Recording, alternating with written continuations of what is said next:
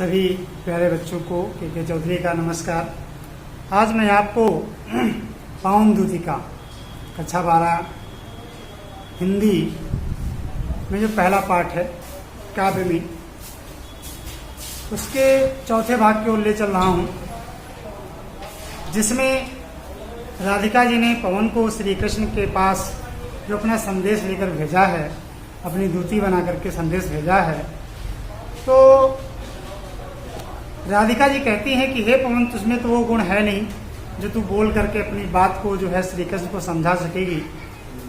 तो मैं कुछ तुझे युक्तियां बता रही हूँ, कुछ उपाय बता रही हूँ, जा करके मेरे प्रीतम से मेरा संदेशा कह देना। तो देखिए, ये 15वां और 16वां पैराग्राफ है आपके पवन दूतिका में। यदि बच्चे इस वीडियो को देख रहे हैं तो फिर वो जल्दी से अपनी बुक निकाल लें, पुस्तक निकाल लें और पाठ खोल लें और वो देखें ध्यान से और उसको लाइन टू लाइन उसका अर्थ समझें, ताकि बाद में उन्हें मदद मिल सके और बेहतर ढंग से उनकी पढ़ाई हो सके। तेरे में है, तेरे में है ना यह गुण जो तू व्यथाएं सुनाए, व्यापारों को प्रखर मतियों युक्तियों से जलाना। बैठे हों जो निज सदन में मेघ सी कांति वाले, तो चित्रों को इस भवन में ध्यान से देखे जाना। राधिका जी कहने लगी पवन से कि हे पवन, तेरे में है ना यह गुण जो तू व्यथाएं सुनाए। तो हे पवन, तो ऐसा करना, तेरे में ये बात तो है नहीं कि मेरी बात तू कह करके मेरे प्रीतम श्री कृष्ण को तू समझा सकेगी। तो मैं तुझको बता रही हूँ कि तू जब मेरे प्रीतम श्री कृष्ण के पास तू जाएगी तो ऐसा करना, मैं तुझे कुछ युक्तियां बता रही हूँ, कुछ व्यापार यानी कुछ कार्य बता रही हूँ। उन कार्यों को करना, उन व्यापारों को करना जिससे मेरे इशारे को, मेरी बात को समझ सकेंगे। व्यापारों को प्रखर मति से, प्रखर मति से मतलब तेज बुद्धि से, कुछ व्यापार जो कार्य मैं बता रही हूँ, और युक्तियां बड़ी मेहनत से, बड़े उपायों से उनको करना, चलाना, ताकि हमारे प्रभु, हमारे प्रीतम मेरी बात को समझ सकें। क्या करना, कब करना? बैठे हो जब निज सदन में, मेरे प्रीतम प्रभु श्री कृष्ण जब अपने स्वयं के घर में बैठे हों। और बैठे हों कौन? मेघ सी कांति वाले, मेघ यानी बादलों जैसी चमक वाले, कांति वाले, आभा वाले, सुरति वाले प्रभु श्री कृष्ण यानी कि, है ना। प्रभु श्री कृष्ण के कई नाम है, जो भी आप नाम दे सकें दे लीजिए, कोई दिक्कत उसमें नहीं है। तो मेघ सी कांति वाले यानी बादलों के समान रंग वाले मेरे प्रीतम यदि अपने घर में, निज सदन में, अपने घर में बैठे हों, तो उस भवन में जाना।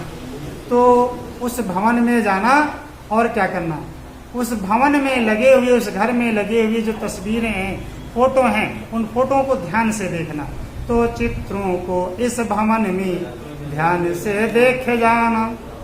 उस घर में लगे हुए फोटोओं को, चित्रों को ध्यान से देखना और देखना उसमें कौन सा चित्र तुझे पहचानना है, कौन सा ढूंढना है। बात को अच्छी प्रकार से समझ लो पवन, तुम्हें मेरी बात को वहां तक बताना है और उन चित्रों के माध्यम से आप मेरी बात को व्याख्यायित करोगी। कैसे बतलाओगी, मैं आपको बता रही हूँ।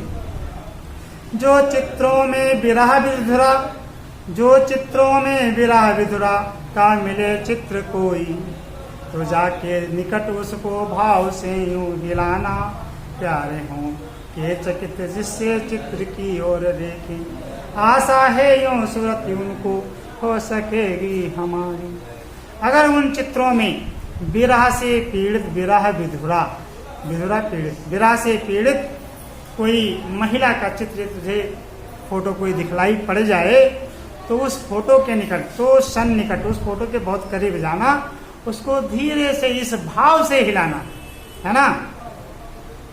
और जब प्रभु श्री कृष्ण उस चित्र को हिलता हुआ देखेंगे, बस सारे चित्र लगे होंगे, किसी को मत हिलाना, बस उसी चित्र को जाकर के हिलाना, उसी फोटो को हिलाना।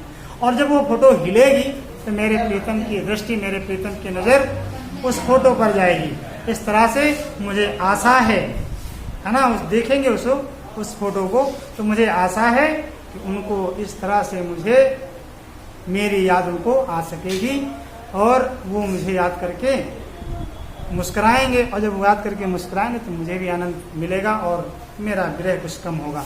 तो बच्चों, आप समझ गए होंगे इसमें व्याख्या मैंने आपको बताई है, व्याख्या परीक्षा में आती नहीं है।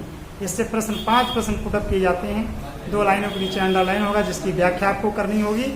और प्रश्न इससे बनेंगे, जैसे कि पाठ का नाम पूछा जाता है और लेखक का नाम पूछा जाता है, अलंकार पूछा जा सकता है, रस पूछा जा सकता है, छंद पूछा जा सकता है।